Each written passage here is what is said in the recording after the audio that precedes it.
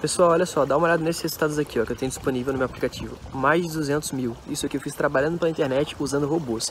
E eu quero te ensinar como que eu faço isso. Clica no link aqui embaixo e vem comigo que eu vou te mostrar os robôs que eu tô usando para fazer vendas todos os dias, quase que no piloto automático. Cara, 3 meses atrás eu mal sabia mexer em Facebook. Olha só esse resultado. Mas esse valor eu ganhei apenas em 13 dias. Olha isso. Cara, e tudo isso eu aprendi nos últimos 2 meses com o João Pedro. O mês nem acabou ainda, é 22 de fevereiro e eu já tenho disponível R$ 8.249 para sacar na minha conta. E todo esse valor eu aprendi sendo aluna do João Pedro. Olha só que legal, já fiz 54 vendas e faturei R$ 5.222,55. Tudo isso eu aprendi com o João Pedro. Você quer conhecer o João Pedro? Que tal resultados como esse? Quase R$ 11 mil em menos de 2 meses. Sabe como eu consegui isso? Aprendi com o João Pedro. Eu acabo de encerrar meu dia de vendas e só hoje eu faturei R$ 2.857, sendo que só nesse mês eu já consegui faturar R$ 15.800. Ninguém melhor do que o João Pedro, que foi com quem eu aprendi, para te ensinar isso. Pessoal, tô passando aqui R$ 180 em apenas um dia trabalhando 100% online. Meu nome é Vitor e eu tenho 15 anos e graças ao João Pedro estou mudando de vida e não vou precisar de patrão encher meu saco. Aliás, o assunto continua Flamengo, porque o Gabigol meteu 2 gols, chegou a 73, igualou o Renato Abreu, vai passar o Renato Abreu, e são 73 gols em 105 jogos, como lembrou o Pascoal agora há pouco, né? Um número impressionante, acho que a média é 0,7, alguma coisa assim, vamos ver lá. Vamos lá, 73 gols em 105 jogos, o Renato Abreu precisou de 271 jogos para chegar a 73 gols, né? Outra situação, outro momento, posição, enfim.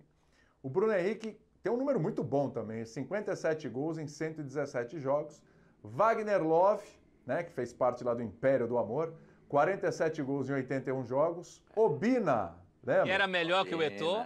Que era melhor que o Eto'o, 47 gols em 182 jogos. E o Léo Moura tá nessa também, 47 gols em 519 jogos. Tempo de casa e pênaltis, né? É, isso, boa Exato. demais. Ivana, chega aí, Ivana, chega aí. Aí, os caras já estão naquela coisa louca, né? E aí, hein? O Gabriel com esses números, com Libertadores, com gols decisivos, 2 títulos brasileiros, artilheiro, papapá, caiu nas graças do torcedor, da molecada, enfim. Esse cara é ídolo. Aliás, ele é o maior ídolo do século no Flamengo, viu? Aí outro vem e fala assim, peraí, mas nesse século teve o Adriano, amigão. Que isso? Como esqueceu o Adriano? Que história é essa? Não, é Adriano. Não, mas o Gabigol... Tem argumento para todo lado. Eu te pergunto, Ivana, o Gabigol é o maior ídolo deste século do Flamengo? Na minha opinião, não. Mas eu não sou torcedora do Flamengo. Eu acho que ainda pesa a favor do Adriano a identificação com o Flamengo. A identificação raiz ali. O Adriano, eu acho que ele é a personificação do torcedor rubro-negro que entrou em campo e jogou, sabe? Eu vejo isso. Eu acho que é uma identificação, o Didico do Morro, sabe? O Didico que é da base, sabe? Foi revelado pelo próprio Flamengo, um clube que tem tradição com essa questão da base, e principalmente nos últimos anos a gente vê isso, e ele já foi o quê? Ele estreou em clássico há mais de 20 anos atrás, então ele já foi um cara da base que foi revelado pelo Flamengo. Então eu acho que essa identificação do Adriano ainda pesa mais, apesar do Gabigol ter já mais números pelo Flamengo do que o Adriano. Como a gente está falando especificamente do Flamengo, né? Então a gente pode ainda tentar comparar esse números versus identificação. É claro que o torcedor do Flamengo é apaixonado pelo Gabigol, o Gabigol tem a sua representatividade, vamos dizer, ele representa muito bem essa torcida moderna, né? Que é muito das redes sociais, ele é muito popular entre as crianças, mas eu acho que a identificação do torcedor mesmo, raiz do Flamengo, eu acho que ainda é personificada no Adriano. E se você for levar em conta a experiência europeia, a gente não precisa mais discutir, né?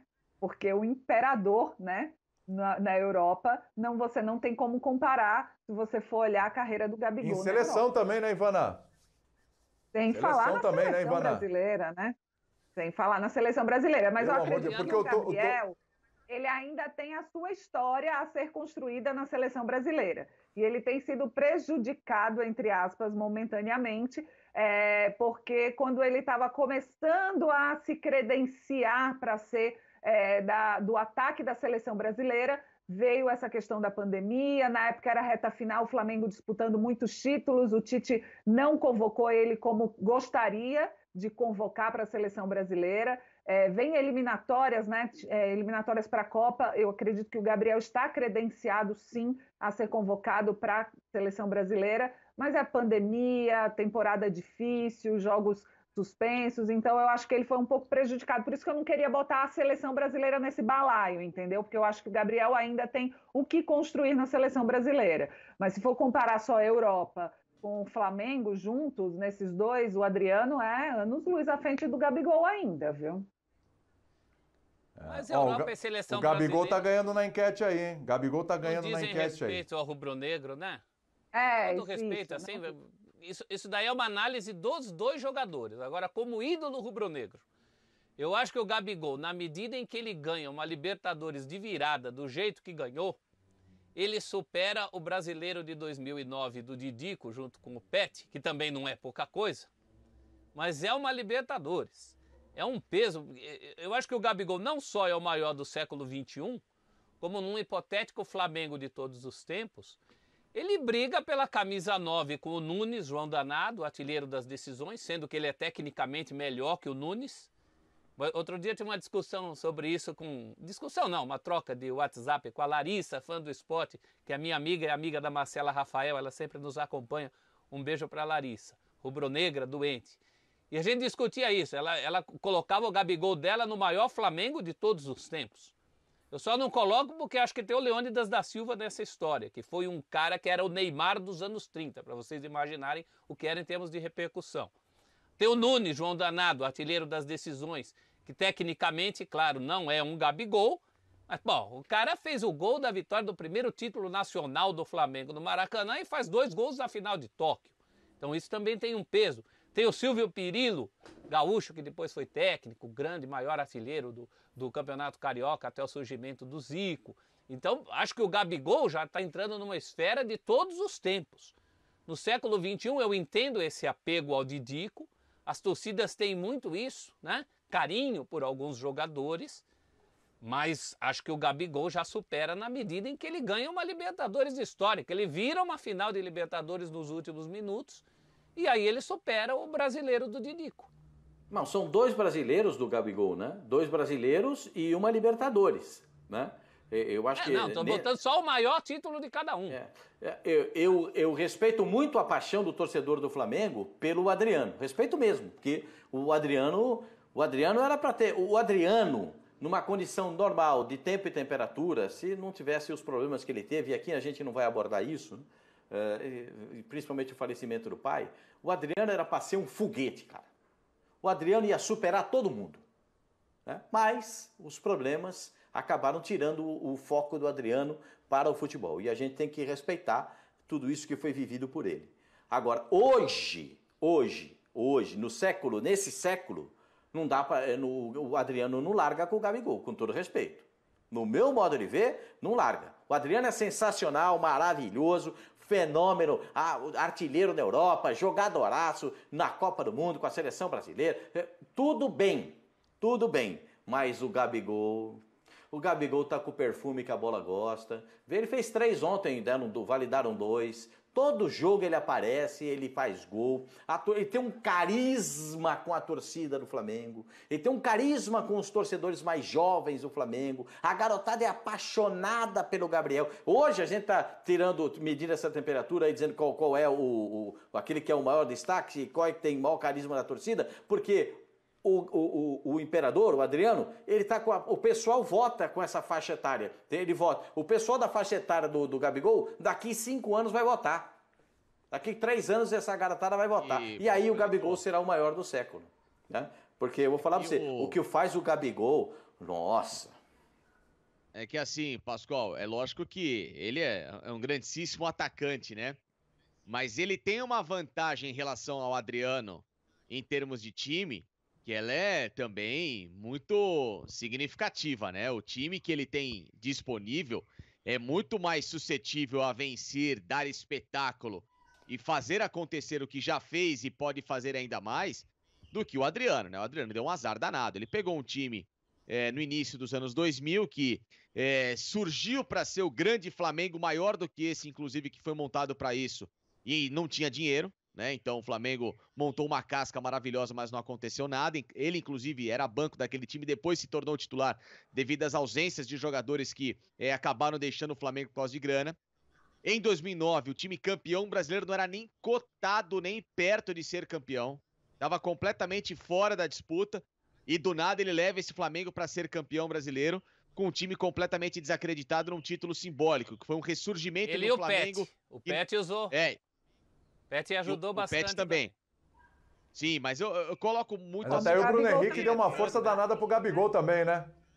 Como o Gabigol não joga o Adriano... sozinho. É, que eu tô falando aqui, Bruno Henrique, né?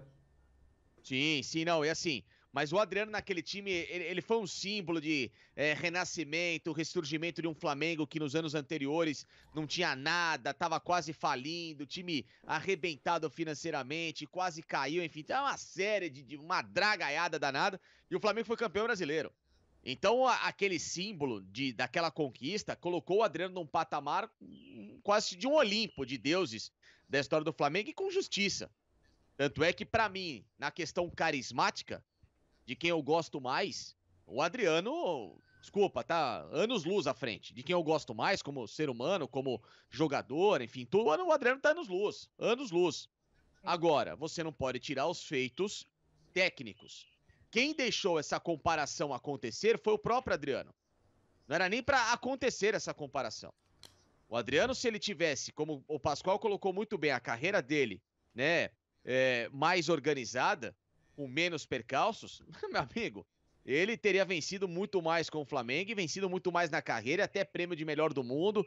Enfim, ele era uma coisa fantástica, fabulosa, um dos grandes jogadores que eu vi na minha vida.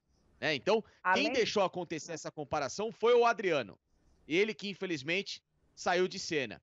E como ele saiu de cena e o Gabriel não tem culpa alguma disso, muito pelo contrário, ele tá fazendo o trabalho dele com perfeição, então, pelo que ele conquistou recentemente, pela proporção que ele fez com a camisa do Flamengo nesses últimos 3 anos, ele se tornou um jogador mais importante, mais vitorioso na história do clube.